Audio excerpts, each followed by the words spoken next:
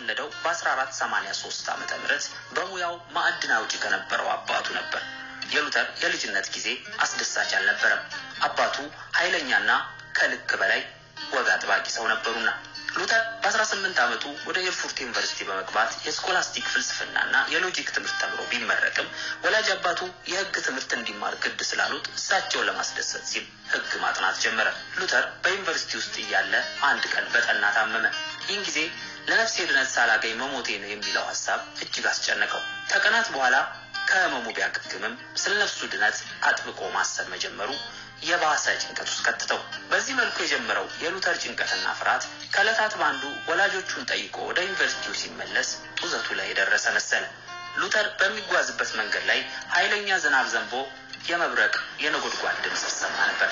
ድንገት መብረቅ ባጠገቡ ወድቆ መሬት ላይ ጣለው። ሉተር በዚህ ጊዜ እየጮኸ ካሁን በኋላ ካለማ ህይወት ወጥቼ መነኩሴ ይሆናለሁ በማለት እግዚአብሔርን የሚያስደስት ብቻ ህይወት እንደሚኖር ቃል ገባ። ወዲያውም የዩኒቨርሲቲ ትምህርቱን ትቶ ኤርፉርት ወደሚገኘው የኦገስጢኖስ ገዳም ገባ። የነፍሱን የዘላለም ህይወት ጥያቄ ለመመለስና ድነትን ለማረጋገጥ ትዳርን ጨምሮ ከየትኛውም ዓለማዊ ደስታን ያስገኛል ተብሎ ከሚታሰብ ህይወት ታቅቦ በድህነት በጾም በጸሎትና በመታዘዝ ለመኖር ወስኖ ገዳም ከተመ። ሉተር ገዳም ከገባ በኋላ ባሉት የመጀመሪያዎቹ ቀናት እጅግ ደስተኛ ነበር። አሁን ገና ከእግዚአብሔር ጋር ሰላም እንደሆነ ተሰማው። በውስጡ አጥብቆ ይሰማው የነበረው የኃጢአተኝነት ስሜት ጋብ ያለ መሰለ። ይሁን እንጂ ይህ ስሜቱ ብዙም አብሮት አልዘለቀም። በገዳም ውስጥ ከጸሎት በኋላ የመጀመሪያውን ህብስትና ጽዋውን አንስቶ ሲወስድ የቀድሞ ጭንቀቱ ዳግም አንሰራራ። ፍርሃት እንደገና መላ ሰውነቱን ተቆጣጠረው። ቀድሞም ቢሆን ቁጡና ፈራጅ የሆነው እግዚአብሔር ለኃጢአተኞች ያዘጋጀውን የገሃነመ እሳት ቅጣት ይፈራ የነበረው ሉተር ለኃጢአቱ ስርየት ማድረግ የሚገባውን የቤተ ክርስቲያንን ስርዓት ሁሉ ያለመታከት ቢፈጽምም አእምሮውን ከኩነኔ ስሜት ማንጻትና መረጋጋት አልቻለም። በሮማ ካቶሊክ አስተምህሮ መሰረት ድነት ከእምነት ባሻገር የቤተ ክርስቲያንን ስርዓተ ምስጢራት በአግባቡ በመፈጸም ጭምር የሚረጋገጥ ነው። ሉተር እነዚህን ስርዓተ ምስጢራት በአጥጋቢ ሁኔታ ስለመፈጸሙ እርግጠኛ አልነበረም። ይበልጥ በጎ ስራን ለመስራት በጣረ ቁጥር ይበልጥ ኃጢአተኝነቱ ጎልቶ ይታየው ነበር። ሉተር በቤተ ክርስቲያን ካህን ፊት ኃጢአትን በመናዘዝና የተግሳጽ ቅጣት በመቀበል የሚደረገውን ካቶሊካዊ የንስሐ ስርዓት ወይም ፔናንስ በየዕለቱ ይፈጽም ነበር። ሆኖም የሚጠበቅበትን ኃይል ኃጢአቱን እንዳልተናዘዘ በማሰብ ይረበሻል። ኑዛዜውን ጨርሶ ከካህኑ ፊት ዘወር ከማለቱ ሳይናዘዝ የረሳቸው ኃጢአቶች ትዝ ይሉትናም ቁጡና ቀጪ የሆነው አምላክ በረሳው ኃጢአቱ ምክንያት በዲን እሳት እንደሚያቃጥለው በማሰብ ከነጭንቀቱ ይመለሳል። በዚህ ሁኔታ ውስጥ ሆኖ በ1508 ዓመተ ምህረት ወደ ዊተንበርግ ዩኒቨርሲቲ ገብቶ የነገረ መለኮት ትምህርቱን ቀጠለ።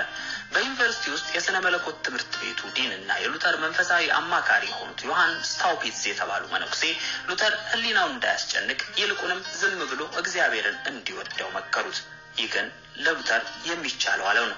እሱ እግዚአብሔርን የሚመለከተው እንዳስፈሪ ፈራጅ አምላክ ብቻ ነበርና እንዲህ ያለውን ጨካኝ አምላክ ሊወደው እንደማይችል እንዲያው በተቃራኒው እንደሚጠላው እውነተኛ ስሜቱን አውጥቶ ተናገረ።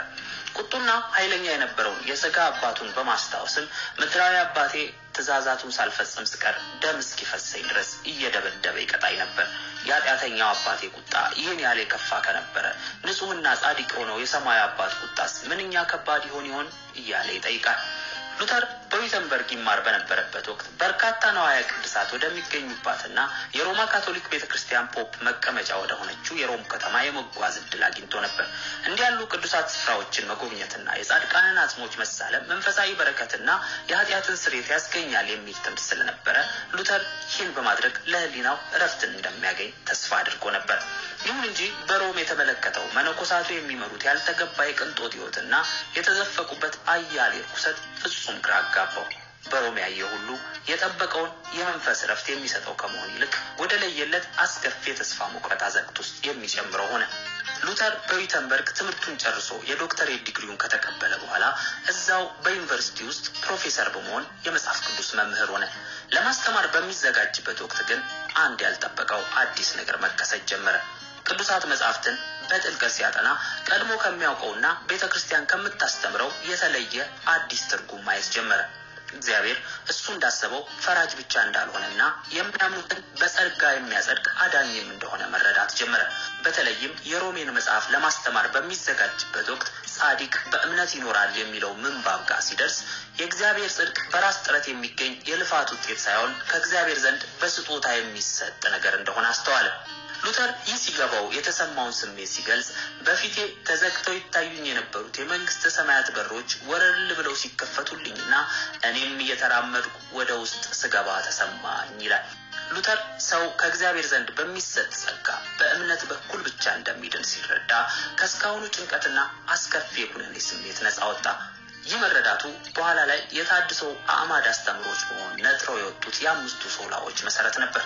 ሉተር ይህ እውነት ሲበራለት በለየለት አስተምሯዊና የልምምድ ብልሽቱ ተዘፍቃ የነበረችውን የሮማ ካቶሊክ ቤተክርስቲያን ይመራ የነበረው ፖፕ ሊዮ 10ኛ በሮም ከተማ ውስጥ ግንባታው የተጀመረውን የቅዱስ ጴጥሮስን ካቴድራል እጅግ ውብና ገናና አድርጎ ለመጨረስ ከፍተኛ ገንዘብ አስፈልጎት ነበር። ፖፑ ገንዘቡን ከመላው አውሮፓ ለመሰብሰብ አቅዶ የኃጢአት ስርየት ወረቀት ወይም ኢንደልጀንስ አዘጋጀ። የስርየት ወረቀቱን እንዲያሰራጩ የተመረጡት መነኮሳት በየሀገሩ ተሰራጭተው መሸጥ ጀመሩ። መነኮሳቱ ይህን የስርየት ወረቀት የሚገዛ ማንኛውም ሰው ከኃጢአቱ ነፃ ይሆናል እያሉ ይሰብኩ ነበር። የስርየት ወረቀቱ ከአሁኑ ህይወት ብቻ ሳይሆን ከሞት በኋላ ነፍስ ከኃጢአት ለመንጻት ትገባበታለች ተብሎ ከሚታመነው የስቃይ ስፍራ ወይም ፑርጋቶሪ ነፃ እንደሚያደርግ ይናገሩ ነበር። በሮማ ካቶሊክ አስተምሮ መሰረት አንድ አማኝ የኃጢአትን ይቅርታ ለማግኘት ስልጣን ላለው ካህን ኃጢአቱን መናዘዝ ይኖርበታል። ከዚያም በካህኑ ትእዛዝ መሰረት መጸጸቱን በተግባር የሚያሳይባቸውን እንደ ጾም፣ ጸሎት፣ ምጽዋት ማድረግና የመሳሰሉትን ስራዎች እንዲሰራ ይታዘዛል። ይሁን እንጂ ይህ የንስሐ ትምህርት በመካከለኛው ዘመን ማንም ሰው በዚህ ህይወት የትኛውንም አይነት መልካም ስራ ቢሰራ ከኃጢአቱ ሙሉ በሙሉ መንጻት ስለማይችል ወደ ማሰቃያ ስፍራ ወይም ፑርጋቶሪስ ገብቶ ይሰቃያል ወይም ይነጻል የሚል አስተምሮ ወለደ። አስገራሚው ነገር ታዲያ የዛሬ ሕያዋንን ኃጢአት ብቻ ሳይሆን የስርየት ወረቀቱ በስማቸው የተገዛባቸውን የሞቱ ሰዎች ጭምር ከማሰቃያ ስፍራ ማውጣት እንደሚቻል መነኮሳቱ ማስተማር መጀመራቸው ነበር። ሉተር በሚገኝበት ጀርመን ይህን ሽያጭ እንዲያስተባብር የተላከው ሰው ዮሐን ቴትዘል የተባለ የዶሚኒካን መነኩሴ ነበር። ቴትዘል ህዝቡ የስርየት ወረቀቱን እንዲገዛ ለመቀስቀስ በሚናገረው ስሜት ቀስቃሽ ንግግሩ ይታወቃል። ይህን የስርየት ወረቀት ብትገዙ የራሳችሁን ነፍስ ብቻ ሳይሆን በማሰቃያ ስፍራ ውስጥ ያሉ ዘመዶቻችሁን ነፍስ ጭምር ታደጋላችሁ። የምትወዷቸው ሰዎች በማሰቃያ ስፍራ ውስጥ ሆነው የሚያሰሙት የጣር ድምፅ አይሰማችሁምን? ልክ ሳንቲሟ በሙዳይ ውስጥ ቅጭል ስትል የምትወዱት ሰው ነፍስ ከማሰቃያ ስፍራ ውስጥ ተስፈንጥራ በመውጣት ወደ ገነት ትገባለች እያለ ይቀሰቅስ ነበር።